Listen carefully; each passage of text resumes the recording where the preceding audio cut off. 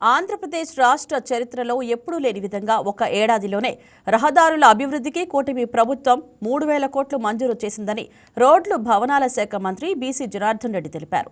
పశ్చిమ గోదావరి జిల్లా అత్తిలి మండలం ఉరదాళ్లపాళెం గ్రామంలో పర్యటించిన మంత్రి జనార్దన్ రెడ్డి తణుకు ఎమ్మెల్యే అరిమిల్లి రాధాకృష్ణతో 3 కోట్ల నిధులతో నిర్మించిన సీసీ రోడ్డు ప్రారంభించారు. గత ప్రభుత్వం పూర్తి స్థాయిలో ఆర్ఎండ్బీ శాఖను నిర్లక్ష్యం చేసిందన్నారు. గత 5 ఏళ్ల వైసీపీ పాలనలో కనీసం రోడ్డు మరమ్మతులు కూడా చేయలేని దుస్థితి నెలకొందన్నారు. కూటమి ప్రభుత్వం అధికారంలోకి వచ్చిన తర్వాత గుంతల రహిత రహదారుల లక్ష్యంగా 1000 కోట్లతో 23,000 కిలోమీటర్ల మేర రోడ్డు నిర్మాణాలు చేపట్టామన్నారు. సోదరుడు శాసనసభ్యుడు శ్రీ రాధాకృష్ణ గారి ఆధ్వర్యంలో కూడా చాలా రోడ్లు ఓపెనింగ్ చేయడం జరిగింది.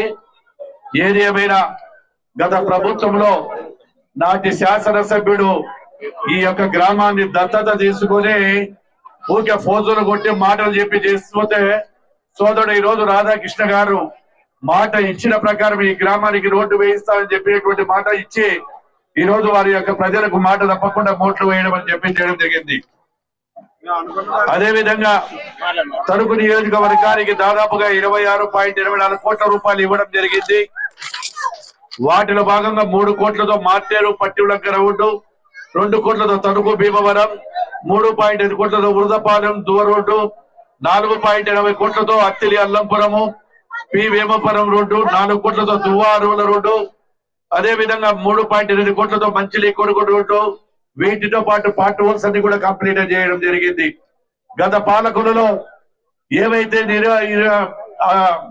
ఆర్ఎండ్బీ శాఖ ఏ దానికి ఉపయోగపడకుండా ఏదైతే ఉన్నాయో ఆ రోడ్లన్నీ కూడా నిర్వీర్యమైన ఆర్ఎండ్బీ శాఖ నిర్వీర్యం చేస్తే కూటమి ప్రభుత్వం వచ్చిన తర్వాత ఈ రోజు రాష్ట్రంలో దాదాపుగా 1,081 కోట్లతో 26,000 రోడ్లు కిలోమీటర్ల రోడ్లు ఈ రోజు పార్ట్ హోల్స్ చేయడం జరిగింది. రాష్ట్ర చరిత్రలో కంబైన్డ్ స్టేట్ ఉన్నప్పుడు కూడా ఒకే సంవత్సరం 3,000 కోట్ల రూపాయలు రిలీజ్ చేసి ఏవైతే గత 5 సంవత్సరాలు రెన్యువల్ కు నోచుకొని రోడ్డు అన్నిటిని కూడా.